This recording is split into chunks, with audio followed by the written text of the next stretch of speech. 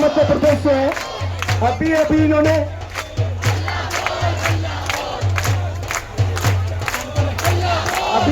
आंदोलन किया है। अभी आंदोलन किया है।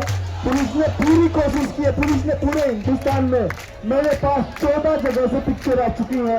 जिस भाई ने अनशन किया, आंदोलन किया, सब जगह से पुलिस किसी को हाउस अरेस्ट कर रही है, किसी को उठा रही है। ये आपके ऊपर एक्शन नहीं है, पूरे हिंदुस्तान में कम्युनिटी एक्शन लेने की कोशिश कर रहे हैं। डर गए हैं लोग, डर गए हैं पूरी तरह से। लोगों का जब डर खत्म हुआ तो ये भी डर गए हैं।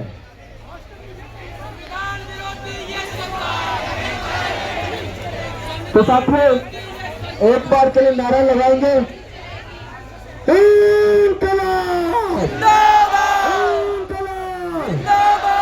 सर अपनी बात रखेंगे। भारत माता की, भारत माता की आवाज इतनी गूंजनी चाहिए कि संसद में लगी कुर्सियां अभी से थरथरानी चाहिए। ये कोई नामर्दों का नहीं, सीने पे गोली खाने वाले मर्दों का प्रोटेस्ट चल रहा है। और मैं आया हूं दोस्तों मध्य प्रदेश से। साथियों, कल जब हम ट्रेन से निकल रहे थे, हमें 4 जगह रोका गया हमारा फोटो देख देख के कि ये गोपाल कौन है, लक्ष्मण कौन है।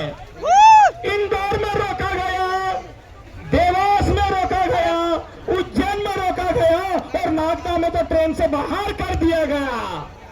हमने बोला या तो हमारी लाश जाएगी या हम इसी ट्रेन में जाएंगे। तो पता है पुलिस वाला क्या बोला? चाहता तो मैं भी हूं तुम्हारे साथ चलना, पर कुछ बंधन ने बांध के रखा है। पहली बार इतिहास में कोई शिक्षा के लिए लड़ाई लड़ रहा है। इतने में एक इंस्पेक्टर है और क्या बोलता है, मुझे नहीं लगता तुम दिल्ली पहुंच पाओगे। मैंने उससे कहा, जिंदे ना सही तो मुर्दे तो पहुंचेंगे। और मैंने कहा अगर मुर्दे की लाश भी नहीं जाने दोगे तो विचारों को कहां तक रोकोगे? विचार तो जाएंगे ना। और आज मैं मेरे इस वक्तव्य के माध्यम से मैं कहना चाहता हूं, मध्य प्रदेश से 4 ट्रेनें भर के आने वाली है। 4 ट्रेनें।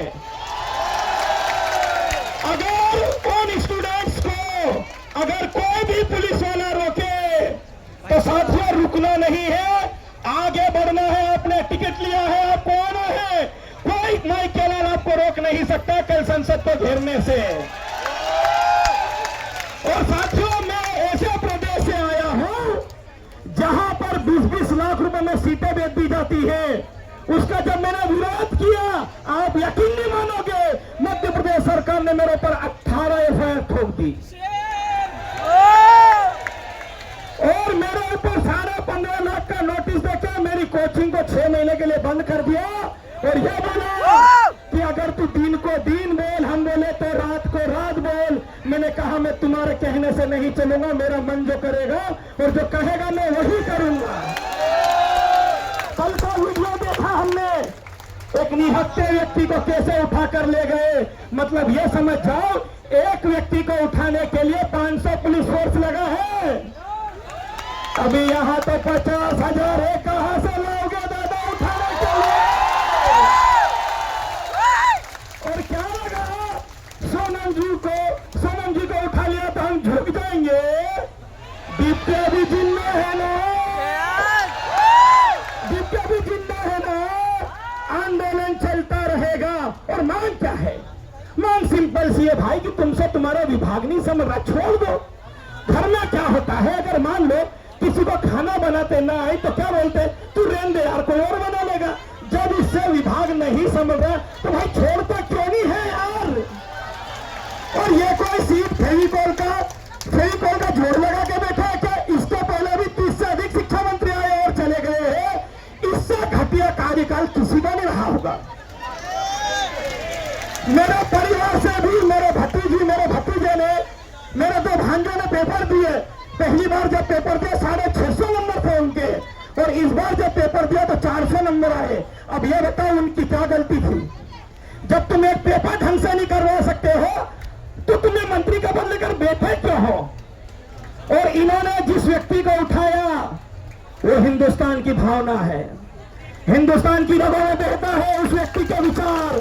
हम उस व्यक्ति के विचारों को गांव गांव गली गली शहर शहर में ले जाएंगे और दिखाएंगे कि भारत में जब एक ऐसा दौर आया था जब बच्चों के हक अधिकार और शिक्षा को छीनने का प्रयास किया जा रहा था, तब कोई बंदा था जो 20 दिन के लिए भूख हड़ताल पे बैठा था और जो आगे बैठते, पर इन्होंने क्या करा, निहत्थे व्यक्ति पर पर्दे लगाकर, अरे भाई इतने बड़े बड़े क्रिमिनल घूम रहे, तुम एक को पकड़ नहीं पा रहे हो और निहत्थे व्यक्ति के लिए 500 लोग लगा दिए तुम लोगों ने।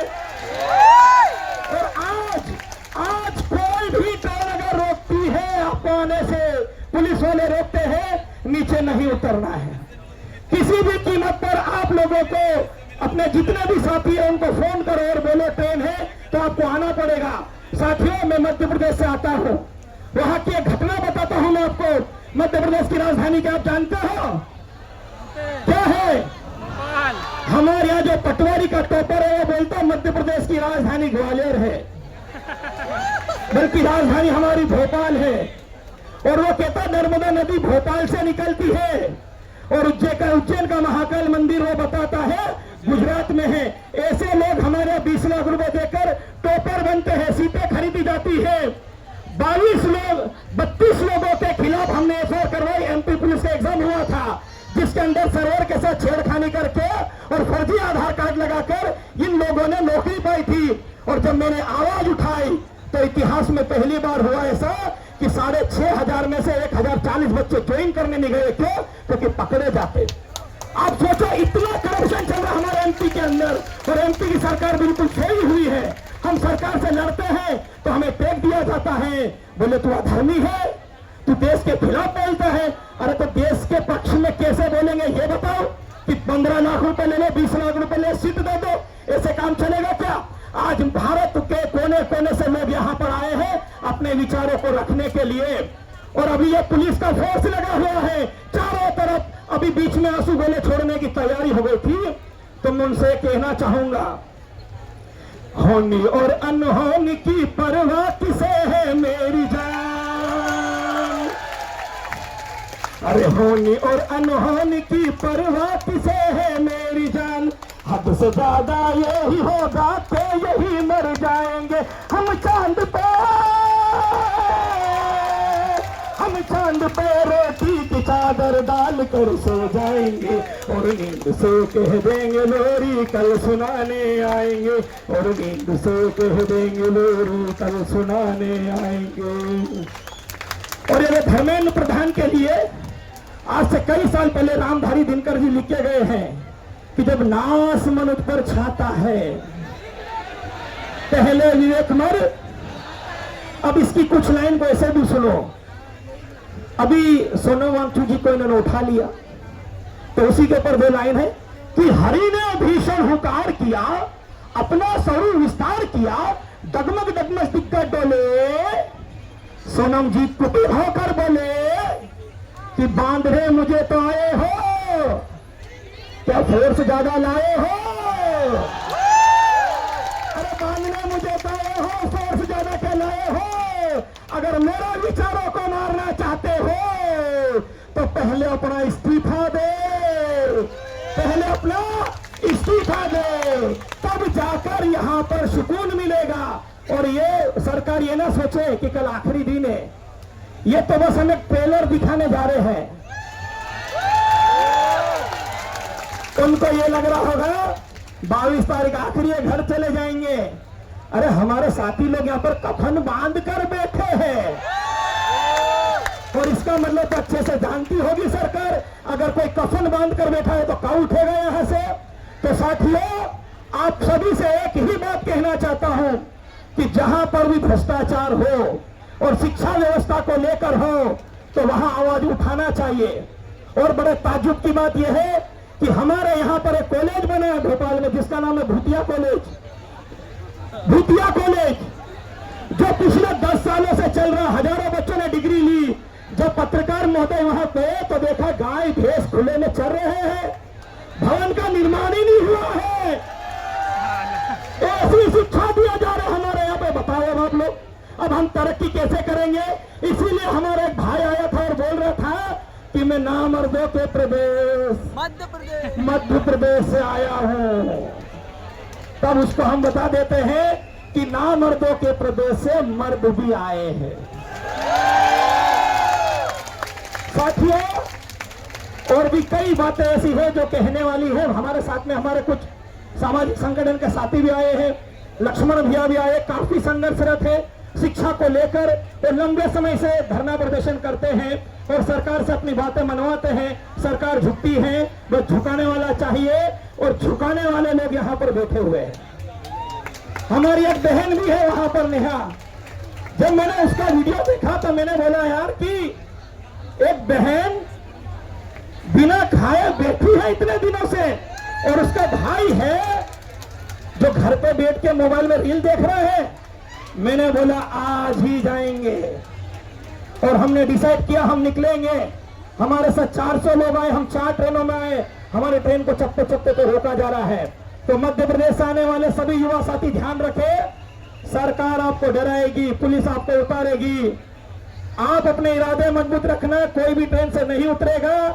कल दिखाएंगे हम लोग युवाओं की ताकत क्या होती है। आप सभी को बहुत बहुत धन्यवाद। जय हिंद, जय भारत। और साथियों, मैं तहे दिल से धन्यवाद देना चाहता हूं सोनम वांगचुक जी को, साथ ही साथ हमारे गुप्ते जी को, जो इस लड़ाई को लड़ रहे हैं। चाहते तो मुझे बताओ, सोनम सर के पास क्या नहीं है? सब कुछ है, हमसे ज्यादा ज्ञान भी उनके पास है। गुप्ते जी